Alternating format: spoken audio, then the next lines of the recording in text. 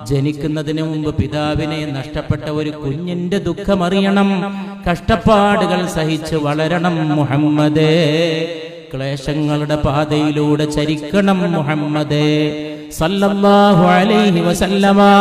ദുഃഖങ്ങൾക്ക് ആശ്രയമായി വന്ന നബിയെ, സങ്കടങ്ങൾ കരുതി വരുത്താൻ വന്ന ലോകനായക, മനുഷ്യന്റെ ദുഃഖങ്ങൾക്ക് ഒരത്താണിയാകാൻ വന്ന മനുഷ്യ സ്നേഹത്തിന്റെ ഗുരുഭൂതനെ മുസ്തഫ സല്ലല്ലാഹു അലൈഹി വആലിഹി വഅസ്ഹാബിഹി വസല്ലം.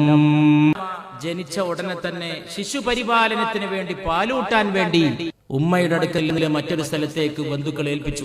അറബികൾക്കിടയിൽ അതൊരു ആചാരമായിരുന്നു. കുട്ടികളെ നല്ലൊരു സ്ഥലത്തേക്ക്, ഗ്രാമത്തിലേക്ക് പറഞ്ഞേക്കുക. മക്ക പട്ടണമാണ്, ഉൾപ്രദേശത്തുള്ള ഗ്രാമങ്ങളിലേക്ക് പറഞ്ഞേക്കുക. അവിടെയുള്ള നല്ല അന്തരീക്ഷത്തിൽ കുഞ്ഞുങ്ങൾ വളരുക. ഈ ഹലീമയുടെ അടുക്കലേക്ക് നബി സല്ലല്ലാഹു അലൈഹി വസല്ലമയെ ശിശുപരിപാലനത്തിന് വേണ്ടി ഏൽപ്പിക്കുന്നതിന് വലിയ പ്രത്യേകതകളുണ്ട്. വെറും പാലൂട്ടുന്ന പെണ്ണുങ്ങളല്ല, ഭാഷ പഠിപ്പിക്കുന്ന ഒന്നാം തരം ആളുകളാണ്. അവരെ കയ്യിൽ നിന്ന് വേണം കുട്ടി ഭാഷ പഠിക്കാൻ.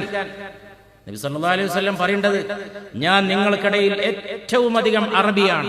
ഒരിക്കൽ റസൂലുള്ളാഹി പറഞ്ഞു, കാരണം ഞാൻ ബനൂ സഅദ് ഗോത്രത്തിലാണ് വളർന്നത് എന്ന് റസൂലുള്ളാഹി സ്വല്ലല്ലാഹു അലൈഹി വസല്ലം.